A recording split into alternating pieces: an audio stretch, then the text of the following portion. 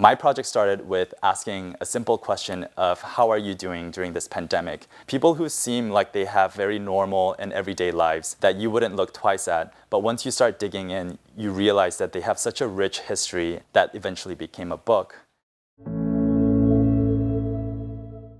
이 프로그램은 희망을 설계하는 전문가들의 은행, 뱅크 오브 홉 제공입니다.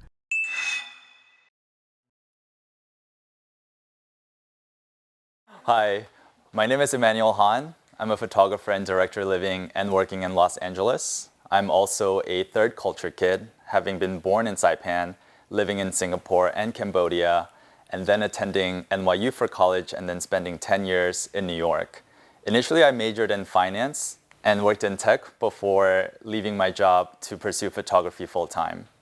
After living in New York for 10 years, I decided to move to LA to pursue a career in film.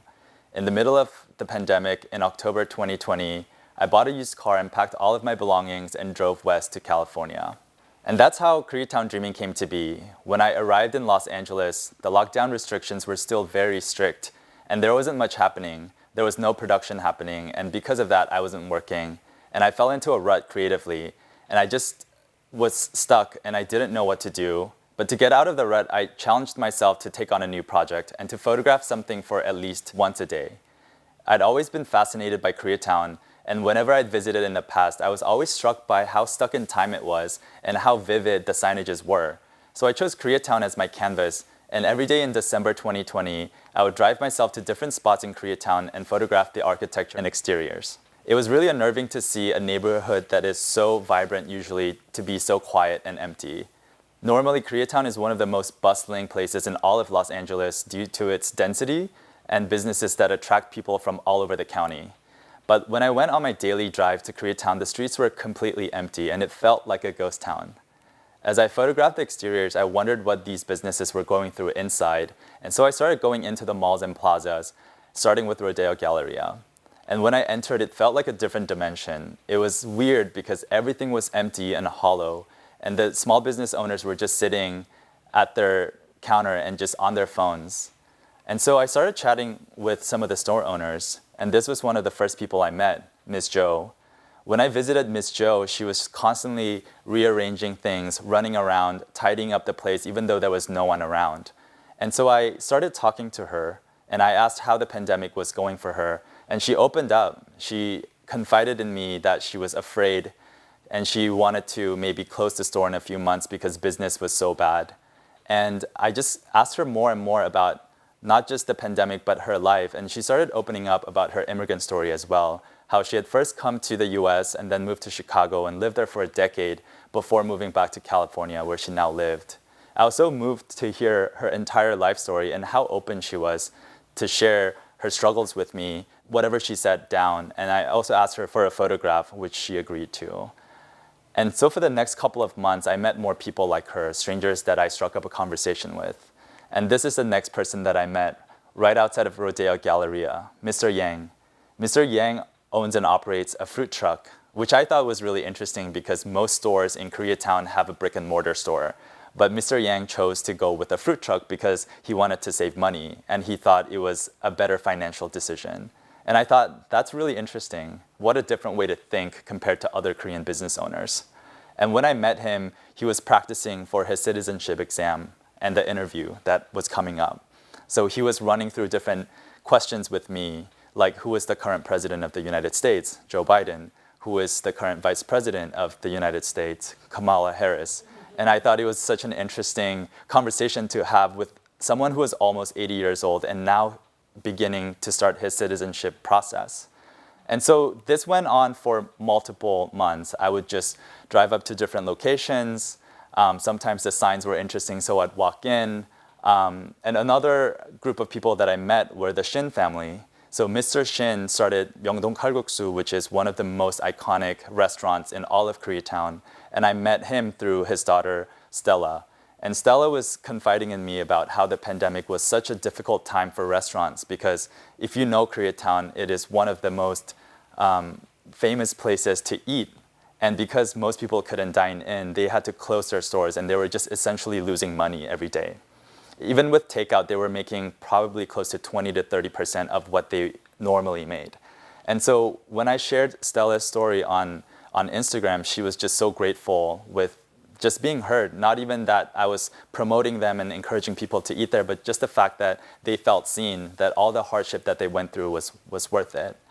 And so I didn't really know at first if people would care about the stories of strangers, But when I started sharing some of these stories on Instagram, I started receiving messages from people who had grown up in Koreatown or had a connection to Koreatown, and how much it meant to them to see their stories shared on a wider platform. And I suppose that was when I knew I had to continue photographing and telling more stories. And so over time, it became a series. And after a few months, I think it made sense to make a book out of all the stories that I had collected. I'd never made a book before, but I figured it couldn't be that hard if you just learn the steps. And so I raised money on Kickstarter. I found a designer that I worked with, found a book printer in Hong Kong, and the rest is history. And while it seems like a straightforward process, I think what made the book a success was because of the community behind it. They were curious about stories, like the stories of the people you see on the screen. People who seem like they have very normal and everyday lives that you wouldn't look twice at. But once you start digging in, you realize that they have such a rich history, and everyone is so unique in their interests and what brought them to America. So what is the significance of Koreatown Dreaming? I think as minorities living in a foreign land, our story is often neglected in mainstream media. As Asian Americans, we only comprise 6% of the total US population. And so when our stories are told by people who are not from the community, I feel like they're sometimes watered down or made generic or made marketable. But what I wanted to explore was the truthful and honest accounts of the people directly. I wanted everyone to tell their story directly without me leading them in a certain direction. And I was surprised that no one had done a project like this before, because Koreatown has such a rich history and has produced so many creative people. And in the end, I decided to make the book that I wish existed. And through the process, I've realized that Korean immigrants are very shy and they're very tight-lipped about their experience. And I think often people think of their own existence as very humble and not significant. For instance, someone who works in dry cleaning or just cooking or repairing shoes, they think that their work doesn't really matter. But I think from my perspective, their hard work paved the way for the creation of Koreatown, which is one of the most vibrant and dynamic neighborhoods in all of LA. And I wanted to capture their existence in some way. And as you can see in the photos, Koreatown is changing rapidly. There is so much new construction, there is so much new retail development, and the landscape of Koreatown from what it once was looks completely different. There are a lot of beautiful, idiosyncratic mom and pop shops that are just being bulldozed so that a new condo can go up. And I think this makes it difficult for people who've been here to continue existing. And let's not forget that Koreatown isn't just comprised of Korean small business owners. They're made up of a diverse group of communities, whether it's Hispanic or Guatemalan or Bangladeshi or Thai. Koreatown is a hodgepodge of diverse communities coexisting together. And when you see development like this happening, you know things are going to change. And the most important thing for me in light of that was to try to document some of these experiences. In addition, many of the Korean immigrants that came over to start businesses in the 80s and 90s are approaching retirement age, which means their business is in limbo. Will they be passed on to their children? Will they be sold, or will they close completely? Those were the questions that occupied my mind as I embarked on this project. And I think a lot of immigrant parents didn't want their kids to suffer like they did, and they wanted them to pursue more white-collar or professional jobs. But that means inevitably that their legacy might be lost if no one documents it. When COVID-19 arrived in Koreatown, it seemed like there was an inflection point. Many small businesses had to close permanently because they didn't have enough capital to weather the storm. And they also passed away from the virus. And as real estate developers continue to push on, I wanted to document a little bit of what I could in this moment and time so that future generations could look back at what once was. As a young Korean American living in the United States, I realized the importance of telling our own history. We can't wait for someone else to come in and tell our history in their words. We have to take shape of our own narrative. Without that context, we can easily forget where we came from, and we can find ourselves in a cultural limbo where we find ourselves hard to function in a society where everything looks very different to us. In addition, I think for a lot of non-Koreans, these stories explain and uphold our humanity and contribution. If you look at the contributions made by Korean immigrants, not just to the city of Los Angeles, but to the wider country, I think it is significant and I think it is huge. And I think by telling our own history, it's a recognition of the contributions that we have made to this country. One of the things that I've learned about what it means to be Korean, or what is the Korean spirit through this project, is a few points. I think Koreans find and create opportunities in a new place. I come from a family where my great uncle lives in Buenos Aires in Argentina. I have an uncle that lives in Canada. My parents live in Cambodia. So we are a global family, even though we come from the same place. And I think whether you're a clothing merchant in Buenos Aires, or whether you're a tour guide in Singapore, or whether you're a small business owner in Los Angeles, you find a way to make a reality for yourself. A lot of times you come to a new place and you don't speak the language and you're starting from scratch. But I feel like Koreans just have that tenacity and they have that ability to figure out something. Many of the earliest immigrants to Koreatown didn't speak English, but they built an entire community. And they built one of the most iconic neighborhoods in all of the US. The second Korean spirit that I've discovered is that Koreans find strength in their community. Often when you find yourself in a new place where you don't speak the language, you cling on to the community that you have. And within that community, you find strength, you find resources, you find opportunities. You work together to build something, not by your own strength, but through the combined hard work and talents that many people bring. I think deep down, Korean immigrants made it because they always strived for something better. When they arrived at a new place, they would start something and they might achieve a certain level of success, but they wouldn't stop there. They would push for even more. Maybe that's a blessing, maybe that's a curse, because sometimes we can aim for what seems like an infinite amount of things. But I think there's that drive that pushes Koreans to work hard and want something more for themselves. And finally, I think Koreans are comfortable with ambiguity and they can find their own path forward. When you enter a new environment, there are a lot of things that might be at odds with what you believe in and your values and the culture that you grow up with. But I think Koreans are adaptable with that ambiguity and they can create something new out of that ambiguity. An example of that is fusion food. Korean people brought Korean food, but when they encountered different cultures, they were able to mix their food to create something that didn't exist before. And I think that's one of the gifts that Korean people have, is they can take what they bring, their culture, to something new and birth something that didn't exist before.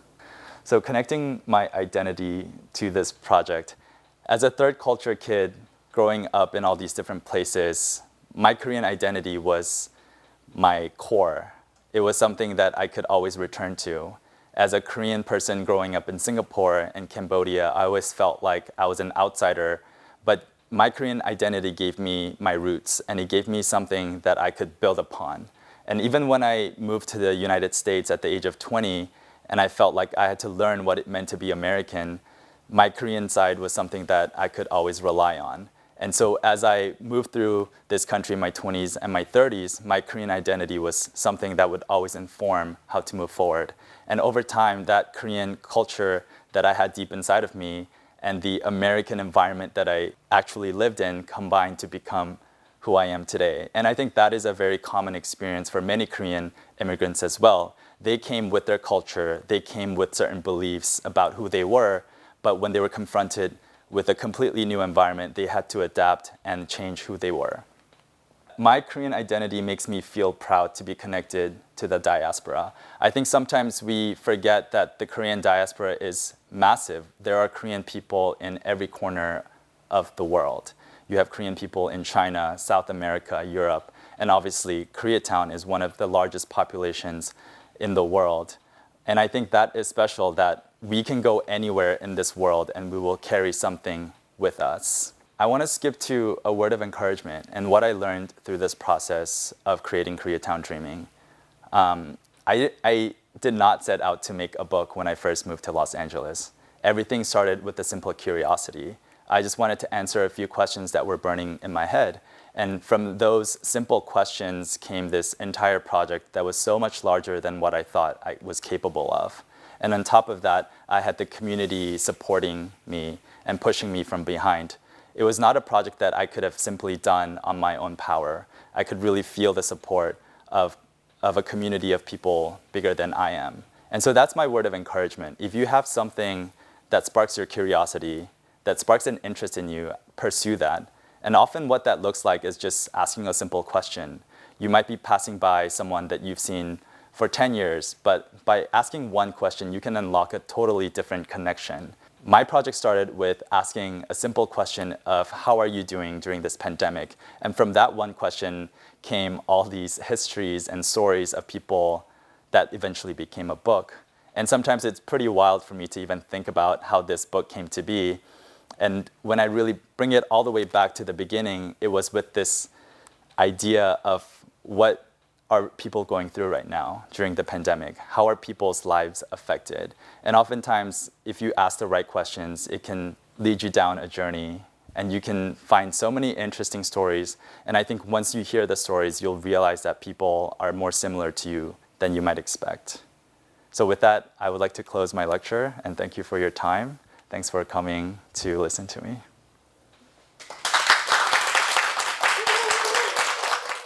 이 프로그램은 희망을 설계하는 전문가들의 은행 뱅크 오브 홉 제공이었습니다.